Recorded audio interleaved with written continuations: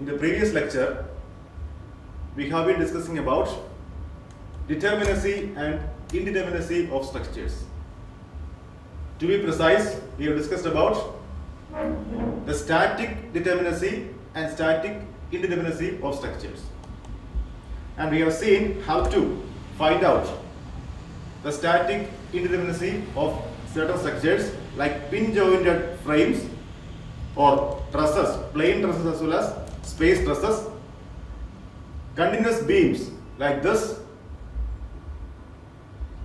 What are the unknown forces in the system, in the structure, and what are the equations which are used to solve those unknown forces, and how to calculate the degree of static indeterminacy of a structure. And then once you find out the degree of static indeterminacy, we can find out additional equations which are known as the compatibility conditions to solve for such structures, which will be discussed in detail whenever we discuss about the analysis methods. Now in this lecture we are going to see further the static indeterminacy of rigid jointed frames. That is, when the joints are going to be rigid, when the joints are going to take up moments. We are going to discuss briefly about that. As well, we will discuss about what is meant by degrees of freedom of a structure or degree of kinematic indeterminacy of a structure. So to start with, let us go to a frame. Straight away we will go to the slides. So for a rigid jointed plane frame such as the one shown on the board, say like this, say having several bays as well as several stories of this kind,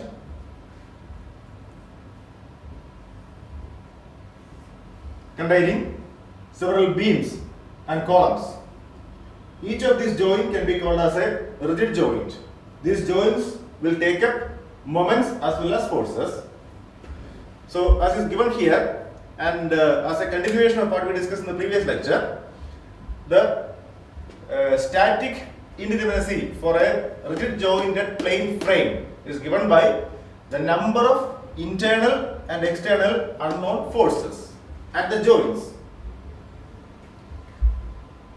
That is 3 times m. M stands for number of members, and R stands for 3m plus R. R stands for the number of independent external reactions. So for a member, as we discussed in the previous lecture, there are 3 internal forces.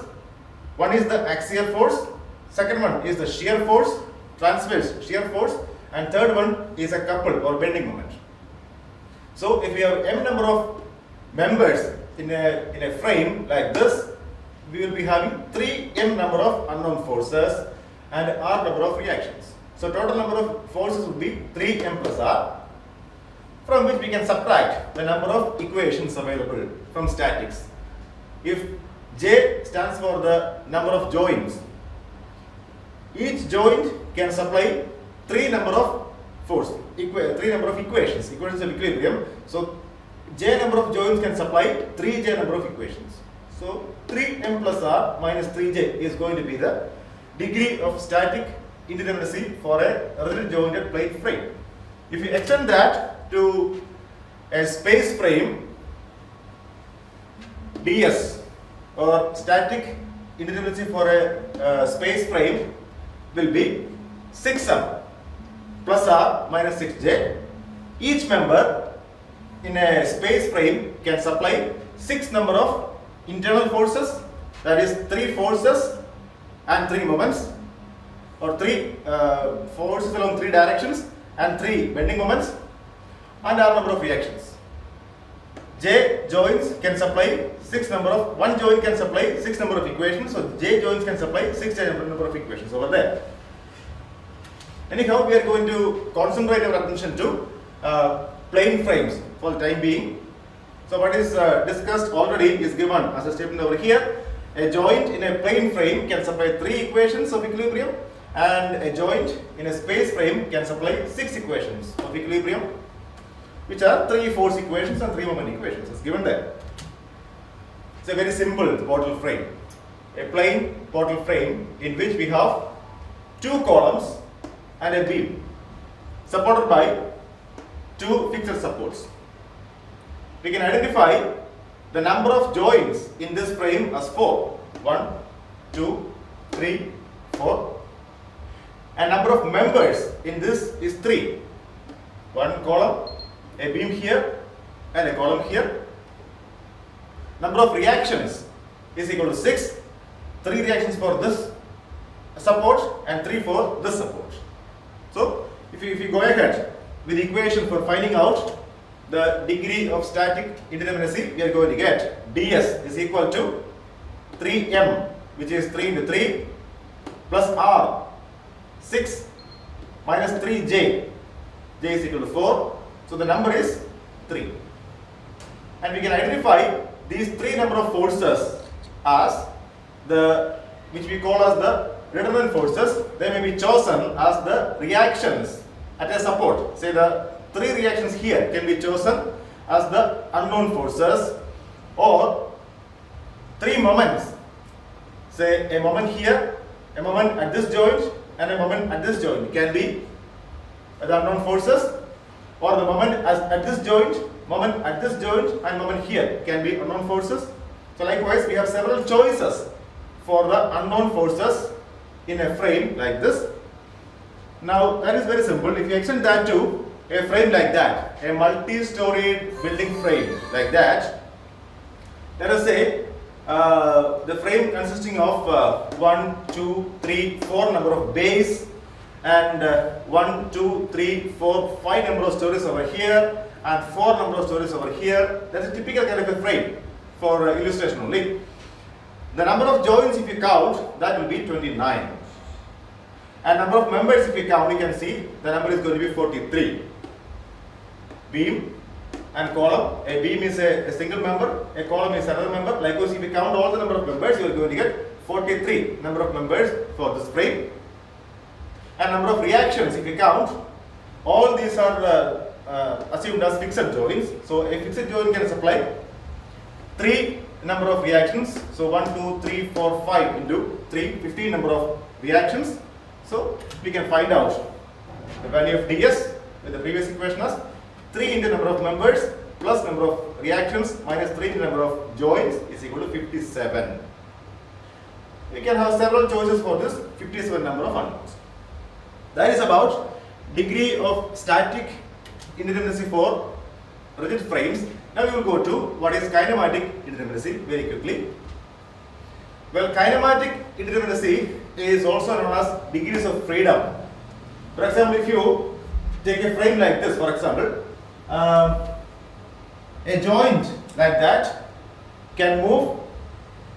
Maybe if a joint is there free, suppose say this is the joint of a cantilever beam, for example, it can move in 3 possible ways in general: horizontally, vertically, as well as it can rotate. So translations along these 2 directions as well as a rotation with respect to a perpendicular axis. These 3 are the possibilities of movement for this.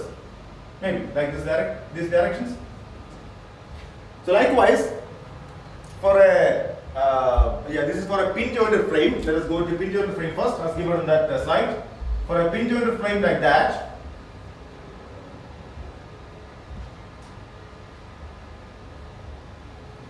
or for a plain truss like that, each joint can translate along 2 mutually perpendicular directions. Say these 2 directions. This support is a rotor support. It can translate along this direction. So without going through any say equation, you can say that the possibilities of movement of this structure at the joints is equal to 3. These 3 are going to be the degrees of freedom.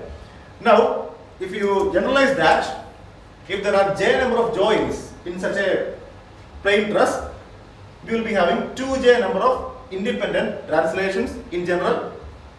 If there are r number of reactions like this, if there are r number of reactions supplied to the supports like this, the degrees of freedom or degree of kinematic indeterminacy of a pin jointed plane frame would be equal to 2j minus r. 2j is the maximum possible independent translations, and r is the number of constraints. R is the number of RS of this independent translations. Illustration further. This is for a pin jointed space frame. The number of possibilities of movement would be 3j, where j is number of joints, r is number of constraints. Well, this is for a rigid jointed plane frame. Before going to that, let us go to illustration. For a plane frame, let us say like that, with pin connections.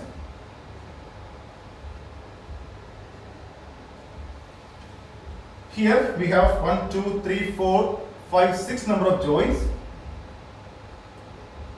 Members are not going to contribute to degree of kinematic frequency, so they are irrelevant in this case. Let us go for number of reactions. Reactions R is equal to 2 here and 2 there, 4. So dk will be equal to 2 times j minus r, that is equal to 2 into 6 minus 4, that is 12 minus 4 equal to 8. And we can easily identify those translations as 2 translations over here, 2 over here, 2 here and 2 there. These are the 8 number of degrees of freedom. That is very, very simple. If you go to a rigid jointed plane frame, on the other hand, we can notice that each joint like this can translate in 3 possible ways. So if there are j number of joints, we are going to have 3j number of independent movements, 2 translations as well as 1 rotation. The reactions are constraints, of course, and each member in a rigid jointed plane frame or space frame supply one more constraint. That is, the axial elongation of a member is equal to 0, is an additional constraint over the pin jointed structure.